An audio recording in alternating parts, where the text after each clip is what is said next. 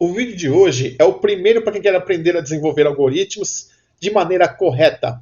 Olá, eu sou Eduardo Lobato, analista de sistemas e CEO da Citec, e este é mais um vídeo do curso de Lógica de Programação que nós estamos oferecendo a todos vocês para que vocês possam desmistificar a tecnologia da informação sem precisar se complicar para isso. Mais uma vez, eu vou pedir para que vocês se inscrevam no nosso canal, para que vocês deem o like aqui nesse vídeo e para que vocês deem a opinião de vocês aqui mesmo no espaço reservado aqui desse vídeo, para que vocês possam estar participando das nossas publicações e para que a gente possa estar desenvolvendo o melhor material para todos vocês. Tá ok, pessoal? Muito obrigado pela colaboração de todos. Gente, olha só. Vamos começar então o nosso programa de hoje. Eu vou colocar aqui a disciplina aqui, Lógica de Programação, que nós estamos trabalhando. Professor Antônio Carlos Nicolodi. E o nome do programa de hoje vai ser Não Pode Haver Valor Zerado. O que a gente vai fazer aqui hoje? Nós vamos trabalhar a teoria que nós trabalhamos na aula passada, só que hoje no código-fonte. Vamos colocar aqui tudo em prática. Inclusive, nós vamos estar verificando uma primeira estrutura de decisão que a gente vai estar desenvolvendo em todas as outras linguagens de programação. A gente já viu alguma coisa sobre estrutura de repetição, que era o enquanto, e agora a gente vai verificar alguma coisa sobre estrutura de decisão, que é a função C. Para quem trabalha com Excel, para quem já conhece a função C do Excel, não vai ter dificuldade aqui nessa parte. A única diferença em relação ao Excel é que lá no Excel a gente utiliza as células. Aqui a gente tem que criar os valores, né, através de variáveis para que a gente possa estar colocando as referências nas condições que a gente vai trabalhar. Então eu vou colocar duas variáveis aqui para a gente começar. Eu vou apagar aqui o que está em verde, gente, aqui nas seções, porque agora vocês já sabem que esses dois códigos não vão ser levados em consideração, né? Eu vou colocar uma variável x aqui e vou colocar ela como inteiro. E vou colocar uma variável y aqui e também vou colocar ela como inteiro. Tá ok, pessoal? Então aqui eu vou colocar para escrever numa linha específica, tá? Aqui eu vou colocar aqui, então, digite o primeiro valor. Daí, vou pedir para escrever o valor para variável y. E daí eu vou escrever isso para que seja lido, né, pela variável y. Olha só, gente, daí eu vou colocar aqui a função C. Eu tenho uma condição específica que eu vou trabalhar aqui nessa função. Essa condição vai receber um valor verdadeiro ou falso. Tudo bem, gente? Daí, conforme esse valor, ele vai estar trabalhando o primeiro bloco de código, se a condição for verdadeira, ou então o segundo, se a condição for falsa. Daí eu coloco então aqui a função C e vou fazer o seguinte. Se x for igual a 0, então... Olha só, gente, eu vou trabalhar sem nenhum tipo de acentuação de língua portuguesa que a gente utiliza. Pelo seguinte, gente, apesar desse programa ter sido traduzido para o português, ele trabalha com a sintaxe das linguagens mais utilizadas no mercado. Então esqueçam o cedilha, esqueçam a acentuação, todo tipo de acento vocês vão única e simplesmente descartar aqui quando a gente estiver programando. Tudo bem, gente? Então eu vou colocar aqui se x igual a 0 para que seja escrito. Uma das condições é falsa. Pelo menos uma das condições é falsa. E se x for igual a 0? Tá? Se não for, ou seja, se y for igual a 0, ou seja, estou verificando se a outra variável vai estar valendo 0. Daí eu vou escrever a mesma coisa que está aqui em cima, né? Pelo menos uma das condições é falsa. Então fica mais fácil única e simplesmente você dar um Ctrl+C, Ctrl+V aqui. Porque daí a gente ganha tempo também, né? Certo?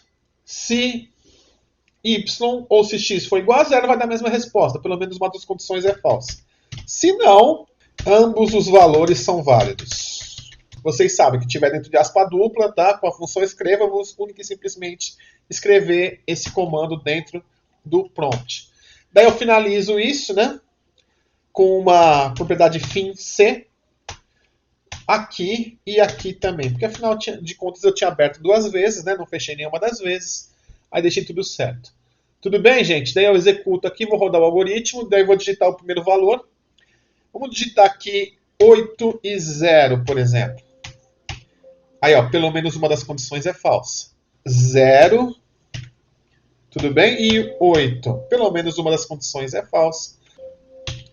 Se eu colocar as duas como sendo outros valores, ambos os valores são válidos. Com operadores lógicos, vamos colocar agora uma condição com operador matemático. Eu vou colocar então aqui, dividindo dois números. Daí eu coloco, digite o valor de x, digite o valor de y. Daí eu vou colocar aqui, ó, se y for igual a 0, então não é possível dividir por 0. Se não, eu vou apagar essa parte aqui, tá? E coloco, a gente pode colocar aqui, ó, em vez de colocar inteiro, vamos fazer o seguinte. Vou colocar uma variável z aqui e colocar real para eles. Tudo bem? Ou seja, agora eu vou colocar número fracionário. Tudo bem? Número quebrado agora. Certo? Daí, com esses valores, agora eu posso colocar números, né, que seriam quebrados. Números que a gente poderia estar colocando vírgula, né, casos depois da vírgula. Então, se y for igual a 0, não é possível dividir por 0. Se não, a gente coloca z, né? A gente podia colocar aqui z. Aí lembre-se que aqui eu coloco um sinal de 2 pontos igual. Z vai ser igual, né, a x dividido por y. Aí nesse caso a gente coloca aqui, escreva na linha de baixo, o resultado é, e daí a gente coloca aqui um espaço, fecha, dá uma vírgula aqui e coloca z. Certo, pessoal? É assim que a gente faz uma estrutura de decisão, então.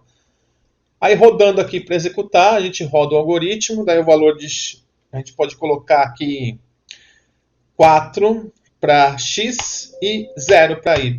Não é possível dividir por 0. Tudo bem, gente? Aí, então, a gente pode colocar aqui para executar, aqui para rodar o algoritmo.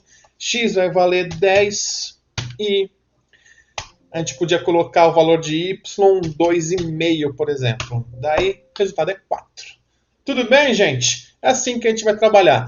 Sabendo colocar os valores nas variáveis específicas, sabendo colocar a estrutura de decisão e estrutura de repetição nos lugares certos, e sabendo fazer todo tipo de operação com as variáveis, a gente tem um resultado muito mais assertivo dentro dos nossos algoritmos. Eu vou deixar aqui nos comentários do vídeo o código em Python, tá?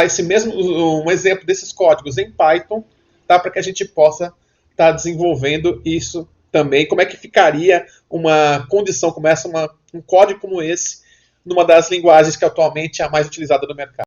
A gente se vê semana que vem. CTech.